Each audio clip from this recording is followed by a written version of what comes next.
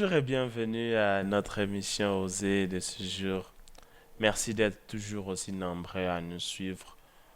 Alors aujourd'hui, nous allons continuer la série de principes que nous avons commencé sur la réussite. Nous venons encore aujourd'hui ajouter une touche, ajouter certains principes aux principes que nous avons déjà eu à annoncer la fois dernière. Tout ça juste pour essayer d'accompagner tous ces leaders et entrepreneurs qui sont en train de se lancer dans l'entrepreneuriat. L'entrepreneuriat, c'est tellement un grand et vaste domaine que nous avons besoin d'être continuellement assistés et appliquer certains principes qui vont nous aider à pouvoir réussir. Sachez que l'émission Oser ne reçoit pas seulement des entrepreneurs, mais l'émission Oser est aussi là pour vous former. Nous sommes en train de mettre tous ces principes à votre disposition qui va vous permettre de pouvoir réussir et d'avancer dans ce que vous êtes en train de faire. Alors, pour ceux qui sont chrétiens, vous savez par exemple que la Bible dit que la nature elle-même ne vous enseigne-t-elle pas. Et donc, les principes que nous avons à partager avec vous aujourd'hui sont des principes aussi que nous avons eu à tirer par rapport à notre environnement, par rapport à la nature, par rapport à l'environnement où nous sommes. Et nous allons les appeler le leadership de la poule. Qu'est-ce que nous pouvons tirer de la poule qui peut nous permettre à pouvoir avancer? Qu'est-ce que nous pouvons tirer de la poule qui va nous permettre d'aller vers notre réussite? Alors, la première chose que nous avons observée de la poule, c'est que la poule pond beaucoup des œufs et après les couvre. Et c'est ce que nous avons appelé comme le principe de la planification. Vous êtes leader, vous êtes entrepreneur, vous avez sûrement beaucoup de choses à faire. Votre calendrier, votre emploi du temps, votre agenda est peut-être chargé. Mais pour vous en sortir, pour pouvoir réussir ce que vous avez à faire, arriver jusqu'au bout, vous êtes censé à planifier les choses. Planifier les choses va vous aider à ce que vous ne trouvez pas que votre travail est grand. Généralement, c'est ça notre plainte. Nous disons que le travail que nous faisons, c'est le travail le plus difficile du monde. Nous disons que le travail que nous avons, c'est beaucoup de travail. Et donc, la planification va vous permettre de segmenter votre travail en étapes. Savoir que je commencerai, mon travail se situe en 4 étapes. J'ai le plan A, j'ai le plan B, j'ai l'étape C et D. Et je sais que je dois d'abord commencer par l'étape A. Quand j'aurai fini l'étape A, je m'en vais vers l'étape B. Quand j'aurai fini l'étape B, je vais vers l'étape C et pour terminer vers l'étape D. Tout cela nous permet de pouvoir, comme je l'ai dit au préalable, avoir un travail que l'on fait d'abord bien, un travail que l'on fait dans les délais et un travail qui ne va pas nous peser. C'est très important en tant que leader, en tant qu'entrepreneur, en tant qu'influenceur de pouvoir avoir un planning. Ne commence pas ta journée sans savoir ce que tu vas faire. Tu n'es pas une feuille morte qui tombe sur un arbre. Tu es un homme, une femme intelligente, un motivateur. Des gens, des milliers de gens comptent sur toi. Et donc ta réussite, elle est très importante pour beaucoup de personnes. Planifiez votre travail, cela vous aidera à aller vers la réussite. Alors la deuxième des choses, c'est que quand la poule commence à couvrir, à couver, elle minimise les mouvements. La poule, quand elle commence à cover ses œufs, elle minimise ses mouvements. Elle ne bouge plus de la même manière qu'elle bougeait avant. Et nous aussi, lorsqu'on veut se lancer dans l'entrepreneuriat, lorsqu'on veut être un décideur, lorsqu'on veut être au sommet des gens, nous devons aussi diminuer les mouvements. Qu'est-ce que je voudrais dire par diminuer les mouvements? Diminuer les mouvements voudrait dire que l'on doit se discipliner. L'on doit avoir certaines disciplines, c'est-à-dire changer notre façon de faire. On ne doit plus faire les choses comme on le faisait hier. On ne doit plus avoir les mêmes pratiques comme on les avait hier. Je parle d'abord de la discipline. Donc, ce que nous sommes en train de faire, passer beaucoup de temps dans la planification, passer beaucoup de temps dans la réflexion qui peut, par exemple, nous aider à pouvoir avancer avec notre projet, avec notre entreprise, avec notre organisation. Et à part la discipline, nous avons aussi la discipline financière.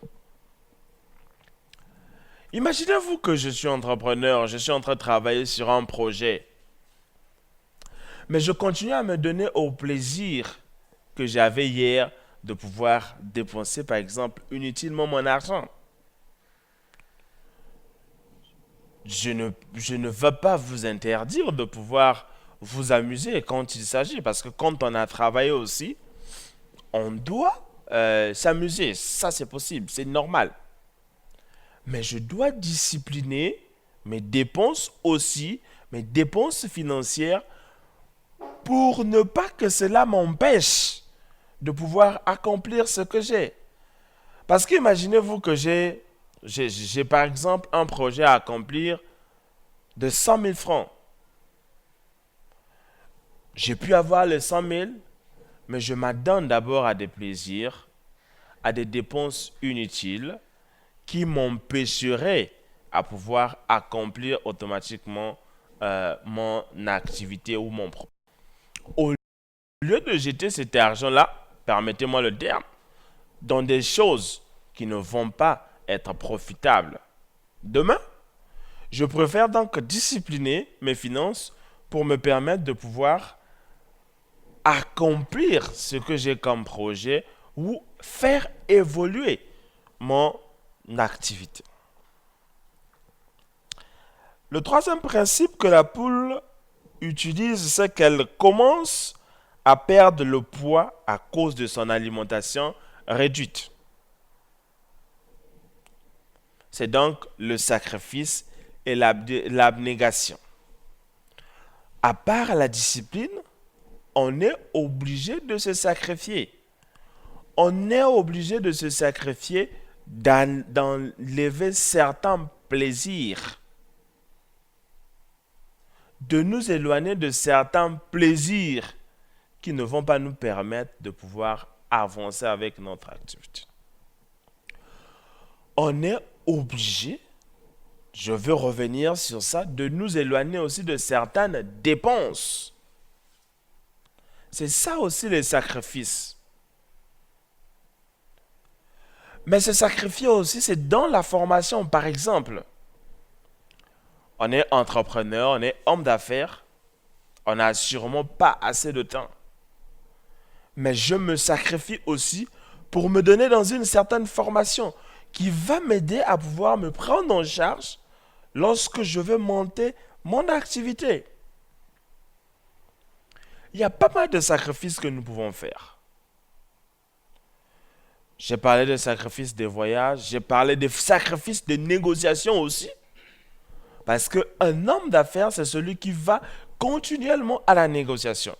La négociation de nouveaux clients, parce que j'ai un produit que j'ai créé, mais je dois aller vers les clients pour leur proposer ces produits-là.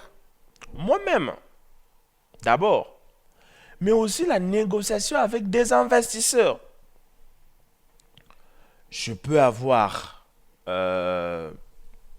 j'ai un produit, j'ai un projet que je veux mettre en place, mais je n'ai pas assez de moyens pour investir dans ce projet. Et donc, je suis obligé d'aller frapper. C'est peut-être pénible pour certaines personnes. C'est peut-être lassant, fatigant pour d'autres personnes. Mais on est obligé de se sacrifier. On est vraiment obligé de se sacrifier, de pouvoir mener ce parcours. C'est seulement après avoir mené ce parcours qu'on peut se considérer quelqu'un qui a eu à faire des sacrifices, mais aussi à l'abnégation. Il y a certaines choses que j'évite de faire. Certaines choses qui me procurent de plaisir que je vais éviter. Certaines choses que je trouvais bon aussi que je veux réduire. Peut-être beaucoup plus de distractions. Je réduirai les distractions parce que je veux me consacrer dans ce que je suis en train de faire, dans le projet que je suis en train d'animer.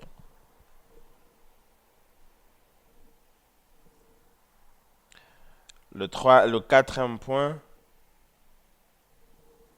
c'est que la poule peut couver les œufs d'une autre poule. La poule peut couver les œufs d'une autre poule. Cela, on appelle ça la générosité.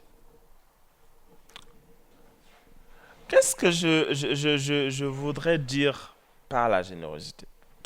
En tant qu'homme d'affaires, en tant qu'entrepreneur, en tant qu'influenceur, nous devons aussi être capables de pouvoir nous mettre à la disposition des autres. Lorsqu'une personne a besoin de toi, lorsqu'une personne a besoin de ton aide, on doit se mettre à la disposition des autres. Nous ne devons toujours pas monnayer. Nous ne devons toujours pas monnayer les services que nous rendrons aux autres. Je suis informaticien, un ami entrepreneur vient me voir, il veut mettre en place un site internet par exemple. Je ne suis pas capable de l'aider parce qu'il ne m'a pas donné des fonds. Mais je veux vous dire que vous ne savez pas que lorsque vous le refusez, c'est peut-être une grande opportunité que vous ratez là. Parce que n'oubliez pas que l'entrepreneuriat est régi aussi par le relationnel. La relation que j'ai eue aujourd'hui va m'aider à pouvoir avancer demain. Dans les anciennes vidéos que nous avons mises sur notre page YouTube, vous verrez que là-bas, nous avons parlé en long et en large de la relation, de ce que la relation peut nous donner. Il n'y a personne qui puisse monter sans l'aide d'une autre main. Il n'y a personne qui a avancé sans l'assistance d'une autre personne. Et donc, quand une personne te demande de l'aide, il ne faudrait toujours pas penser à l'argent. Soyons plutôt disponibles et disposés à pouvoir accorder de la générosité, à pouvoir accorder de l'assistance. Le cinquième principe,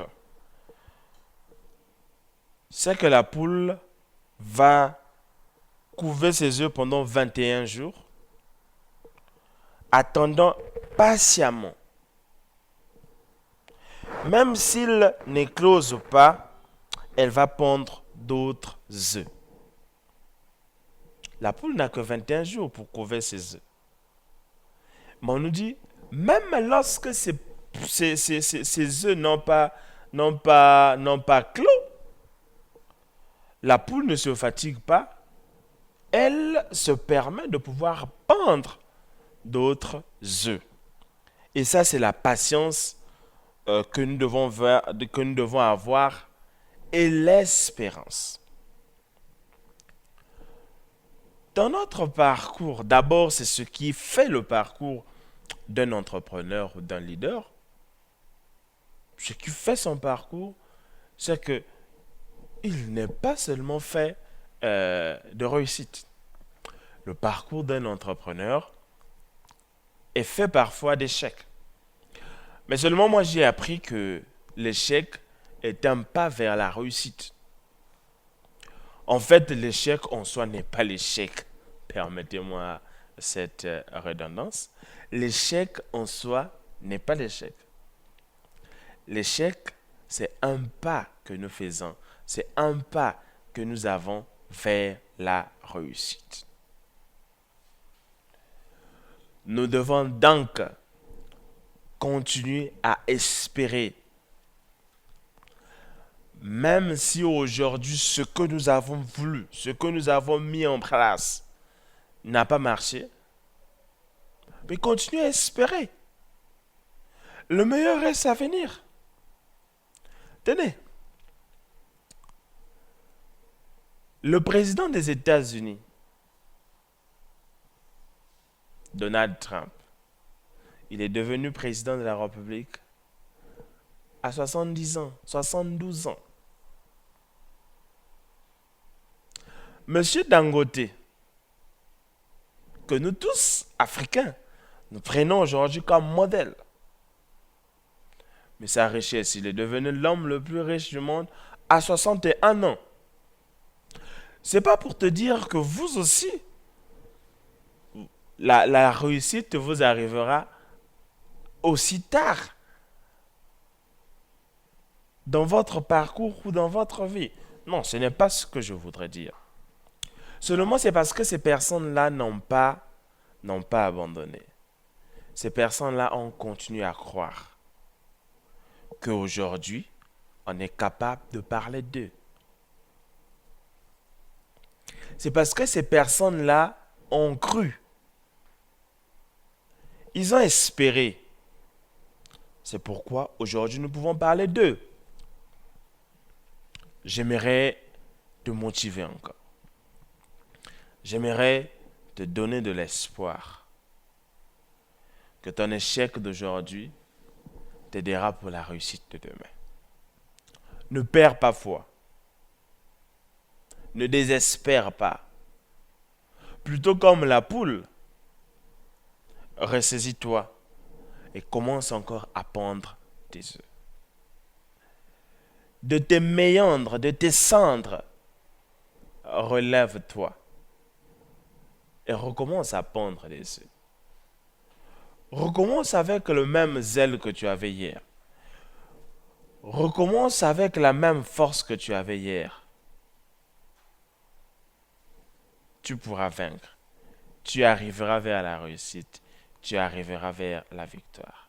La poule détecte les œufs non fécondés et les écarte. La poule détecte les œufs non fécondés et les écarte. Alors cela, c'est la sensibilité qu'a la poule et le discernement. Sensibilité et discernement qu'a la poule.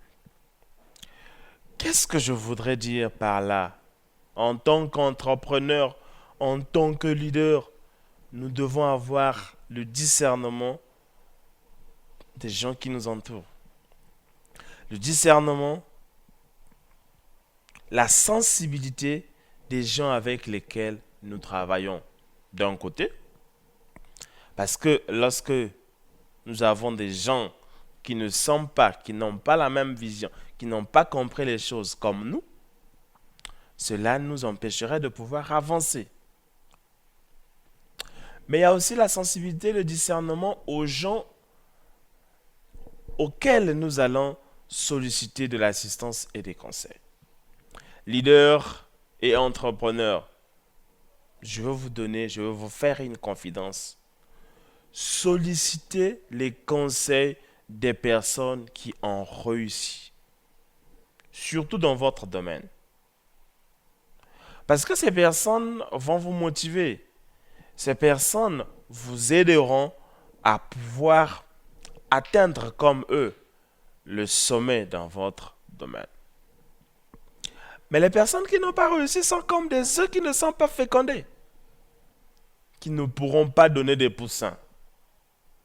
Et eux ne vous diront que le mal de ce qu'ils ont vécu pendant leur parcours. Donc, sachez à qui vous demandez conseil. Sachez avec qui vous travaillez.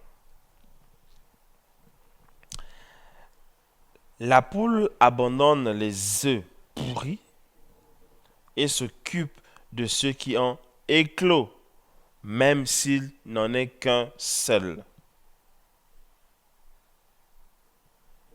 C'est la sagesse, la prise de conscience et le réalisme. C'est ça aussi dans notre parcours. Tu peux parler de ton projet à une personne, mais cette personne ne fait pas cas à ce que vous êtes en train de dire. Vous pouvez parler de ce que vous pensez à une personne, mais elles ne font pas cas. Ça ne veut pas dire de continuer avec ces personnes. Ou encore, dans votre groupe, dans votre équipe, vous sentez que les autres ne sont pas trop motivés à pouvoir aller. Mais même s'il y a une personne qui est avec vous, travaillez avec cette personne-là et avancez avec elle. C'est ça ce que je parle de la prise de conscience. Et n'oubliez pas, généralement, un entrepreneur est seul. Généralement, un entrepreneur est seul. Parce que la vision, tu es le seul à l'avoir reçue. Et ce qui bouillonne dans ton cœur à pouvoir faire pour aider la communauté, vous êtes aussi seul à l'avoir eu. Et donc, ne vous inquiétez pas à pouvoir travailler seul.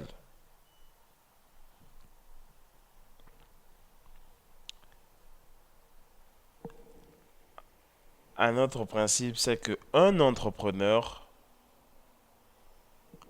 rassemble toujours ses poussins. On appelle ça l'unité dans l'objectif. De quoi j'aimerais parler dans l'unité dans l'objectif? C'est d'être capable de partager aussi ton projet avec une autre personne. Généralement, on a peur de pouvoir partager ce que nous avons comme projet avec d'autres personnes. Et là, je vais citer une phrase qu'un ami a dit lorsque j'étais en train de discuter avec lui, que je salue en passant, Monsieur Junior Rondeli. Il m'a dit, chaque projet est accompagné d'une énergie. Chaque projet est accompagné d'une énergie. Et cette énergie, il n'y a que vous qui maîtrisez cette énergie-là. Chaque vision reçue par une personne, il n'y a que cette personne-là qui est capable de pouvoir l'animer et l'animer correctement. Partage ton projet avec une autre personne. Cette personne dira peut-être certaines choses qui te permettra de bonifier ton projet. Cette personne sera peut-être capable de te donner certaines idées qui vont te permettre de mener à bien ce projet-là. N'ayez pas peur. Que si je partage mon projet avec tel, il va le voler pour aller le faire. Même s'il le vole pour aller le faire, il ne le fera jamais comme toi. Aujourd'hui, nous voyons beaucoup de smartphones sur le marché, mais qui ne sont pas identiques. Chaque smartphone est différent l'un de l'autre. Mais pourtant, tout le monde, toutes ces sociétés les font sans problème. Donc, n'ayez pas peur de pouvoir partager votre projet avec une personne. Merci d'être toujours nombreux à nous suivre. Merci pour votre soutien, votre soutien qui nous vient de partout. Merci de nous montrer que vous êtes là, vous êtes en train de nous soutenir dans ce que nous sommes en train de faire. N'oubliez pas que l'émission est à suivre sur l'application L'Afrique à l'écoute. Nous sommes aussi à la radio RCJ et très bientôt à la radio Mukodek. Nous sommes dans les réseaux sociaux. Toutes les émissions sont à suivre sur notre chaîne YouTube Osez Télé, où je vais vous demander de pouvoir vous abonner et d'activer aussi les notifications pour ne rien rater de ce que nous mettons là-bas comme vidéo pour votre édification. Sur Facebook, nous avons aussi notre page Facebook Osez Télé. Merci beaucoup et à très bientôt avec le même plaisir.